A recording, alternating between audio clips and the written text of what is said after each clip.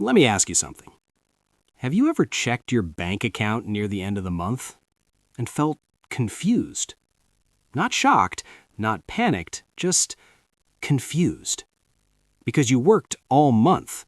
You didn't quit your job, you didn't take unpaid leave, you received your full salary.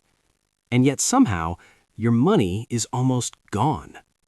You start thinking, I need to earn more. I need a better job. My salary just isn't enough. But what if the problem isn't your income? What if the real problem is how money quietly leaves your life without you noticing? Here's what most people never realize. Your paycheck doesn't disappear in one big decision. It disappears in 1,000 invisible ones. You don't feel it when it happens because each spending moment feels small. $5 for coffee, $12 for lunch, $8 for a streaming subscription, a delivery fee because you're tired, a convenience purchase because you had a stressful day. None of these feel important, but your financial life is not shaped by big decisions. It's shaped by repeated behavior. Your brain isn't built to understand long-term financial consequences. It's built to solve short-term emotional discomfort. You don't buy coffee because you're thirsty. You buy it because you're exhausted. You don't order food because you're hungry. You order it because you're mentally drained. You don't shop because you need things. You shop because your brain wants relief. And modern companies understand this perfectly. That's why almost every service today removes friction. One-tap payments, saved cards, Face ID purchases, subscriptions that renew automatically, free trials that quietly convert into monthly charges. You are not imagining it. Spending money today is easier than at any time in human history. But saving money requires effort. You must decide. You must plan. You must delay gratification. Your brain compares two choices: immediate comfort or future security. And your brain chooses comfort, not because you are weak, because you are human. Here's something uncomfortable. Your expenses are not random. They follow your emotions. Bad day, you spend more. Stress, you spend more. Bored, you spend more. Tired, you spend more. This is emotional spending, and almost nobody tracks it. People track bills, they track rent, they track loans, but the real damage doesn't come from bills. It comes from daily reactions, tiny purchases tied to feelings. You see, financial problems rarely come from a single bad decision. They come from automatic behavior repeated hundreds of times. Then something else happens. You get a raise. Finally, progress. You tell yourself life will improve now. But within 3 months, nothing changes. Your savings didn't grow. Your stress didn't disappear. Your account balance looks exactly the same as before. This is called lifestyle inflation. When income increases, comfort increases first, not security. You upgrade small things: better groceries, more eating out, nicer clothes, more subscriptions, more convenience. Individually harmless, collectively powerful. Because your brain quickly adapts to comfort. And once comfort becomes normal, it becomes a necessity in your mind. You are no longer maintaining a lifestyle, you are defending it. Now, your salary doesn't feel bigger, it feels required. This is why some people earning high incomes still feel broke. Their financial obligations expanded silently. And here's the most dangerous part. Your brain calculates affordability incorrectly. It doesn't think, can I afford this long term? It thinks, can I afford this today? If the answer is yes, the purchase feels safe. But wealth is not destroyed by unaffordable purchases. It is destroyed by affordable ones repeated daily.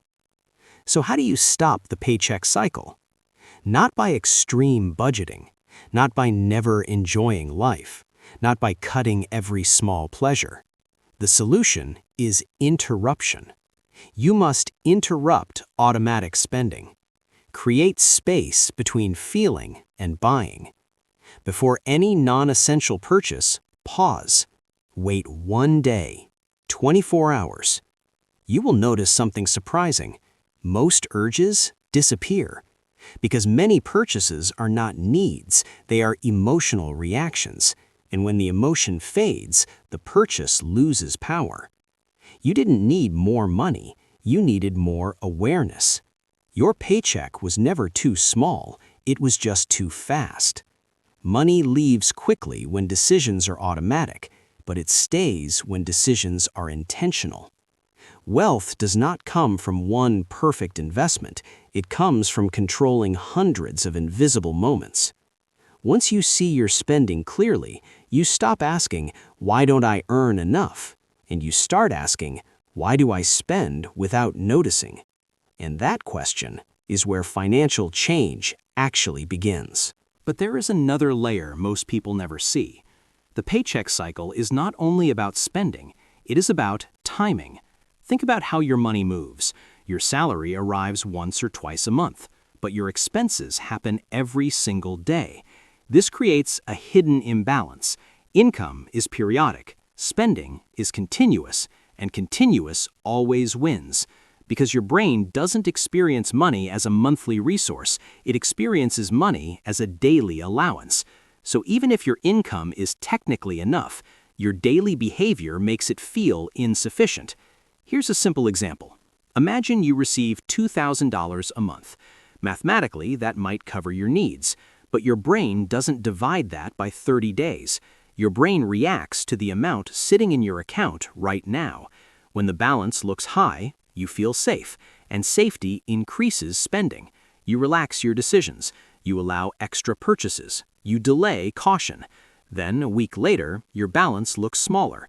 Now, anxiety appears. You start restricting yourself. But by then, the important damage is already done. The beginning of the month decides the end of the month. Most overspending does not happen when you are almost broke. It happens when you feel temporarily rich. This is why many people struggle even with decent income, not because they cannot manage money, because they manage emotions attached to money. Another hidden factor is mental accounting. Your brain labels money differently depending on where it comes from. Salary money feels responsible. Bonus money feels free. Tax refunds feel like a reward.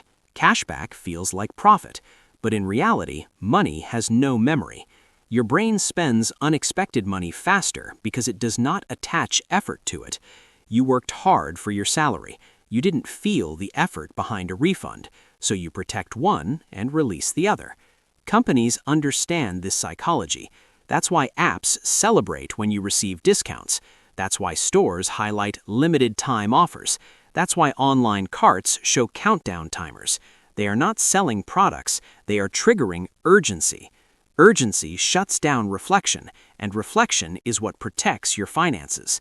Here is something powerful to understand. Your financial success is less about math and more about behavior design. People try to fix money problems with willpower. They promise themselves, "I will spend less next month." But willpower fails because your environment stays the same. Your phone still stores your card, your apps still send notifications, your email still shows promotions, your habits still run automatically.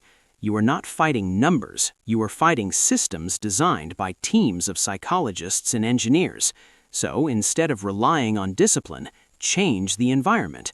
Remove saved cards, turn off shopping notifications, unsubscribe from promotional emails, make spending slightly inconvenient. Because when spending requires effort, your brain pauses, and that pause is powerful. One extra step prevents hundreds of unnecessary decisions. You don't need perfect control, you need small resistance. Now let's talk about saving. Many people think saving is what happens after spending. If money remains, they save. But financially stable people reverse this. They save first. Not a huge amount, just a fixed portion. Then they adjust their lifestyle to what remains. This changes everything psychologically, because now spending has a boundary. Instead of hoping money survives the month, you give it a job immediately. This is called paying yourself first, and it works not because it increases income, but because it limits unconscious behavior. You no longer decide to save, you default to saving. Your future self finally becomes a monthly expense. And here is the biggest mindset shift. Wealth is not built when you make more money. Wealth is built when your habits stop expanding with your income. If your spending rises every time your salary rises, you are running on a treadmill. Faster effort, same position. Financial freedom is not a number. It is stability. It is the moment your money stops disappearing faster than your awareness. You don't need a perfect budget. You don't need extreme frugality. You need clarity. Clarity turns invisible decisions into visible ones, and once you see your patterns, you regain control. Because the paycheck was never the problem. The silence between earning and spending was. When you break that silence, you break the cycle, and for the first time, your money begins to stay.